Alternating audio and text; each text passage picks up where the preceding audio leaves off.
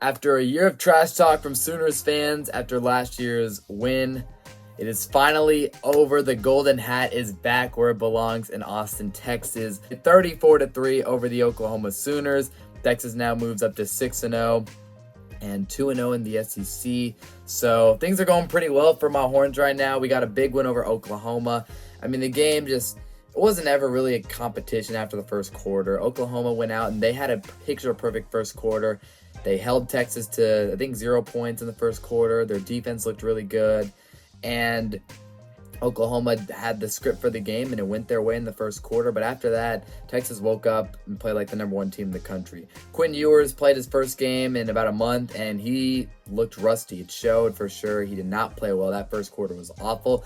Honestly, he settled in a little bit, but he was, for the most part, checking the ball down and just taking what the defense gave him. It wasn't a great game from Quinn. Easily his worst performance in Red River of his career. But at the end of the day, Quinn finishes as a 2-1 quarterback in the Red River. For OU, this is the second time in 3 years that they've been embarrassed in Red River. Obviously, a lot of fans calling for their offensive coordinator's head. Seth Littrell, his offense was terrible yesterday. Now, I know Oklahoma was down a lot of receivers, but at the end of the day, the offensive line has been terrible the entire season for OU, and it was terrible yesterday. This is how the OU program is trending right now. I know Oklahoma fans don't want to admit it, but this is a really low point for this program.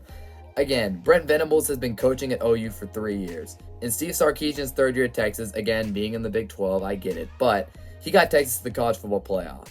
And in Brent Venables' third year at OU, he's got them with 2 losses at the halfway point of the season, getting blown out by your biggest rival 2 out of 3 years, and your offensive line is awful. I'm sorry, there's absolutely no excuse for Oklahoma's offensive line to be this bad 3 years in. Offensively, Oklahoma is completely lack of talent on that offensive line. Taylor Tatum's a good back. He's a true freshman. He fumbled yesterday. It happens. But the reality is, Oklahoma forced Dillon Gabriel out this offseason because they thought Jackson Arnold was ready. Jackson Arnold is horrible, and he didn't even play yesterday. I thought that OU was going to make a QB change at some point during the game because Arnold maybe gives you a little bit more than Hawkins, but I don't know. Hawkins just went out there and didn't really do a whole lot, throwing the ball out of bounds on 4th down. The reality for Oklahoma fans is this is one of the biggest lose-lose coaching exchanges in recent history. He's doing horrible at USC, but when he was at Oklahoma, OU always had good offense, always had great offensive players. So it's very simple. Lincoln Riley staying at Oklahoma would have benefited their program more going into the SEC. So now that we've talked about the losers of this game, let's talk about my Longhorns.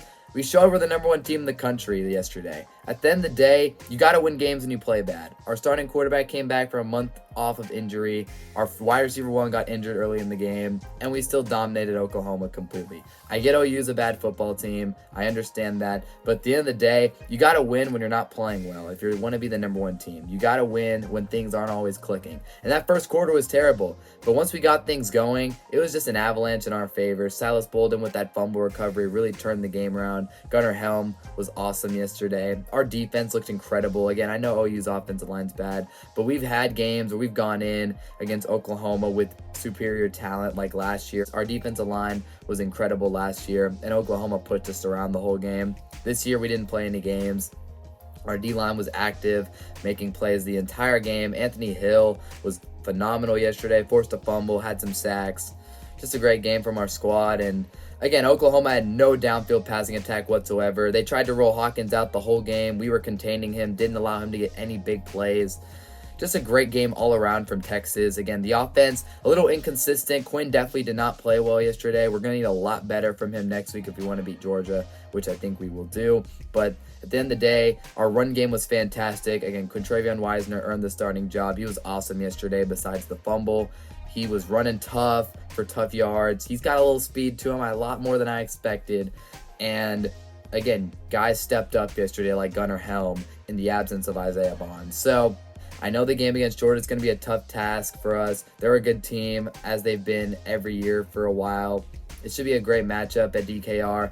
But at the end of the day, we brought the Golden Hat back to Austin, and another dominant win. So while Texas is moving forward and looking like a national championship contender, OU is definitely going to do some inside soul searching. We'll see what Venables does the rest of the year. OU's got a tough schedule. They could easily go 7-5.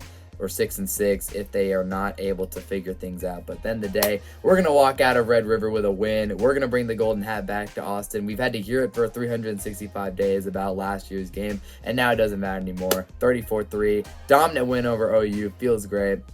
And that's going to do it for the video. I hope you guys enjoyed. I'll catch you guys in the next one. Peace out. Hook 'em horns, baby. 6-0 on the season. Best start since 2009. We're coming, man. We're coming for that SEC championship, and we're coming for that national championship. Let's go Longhorns, baby.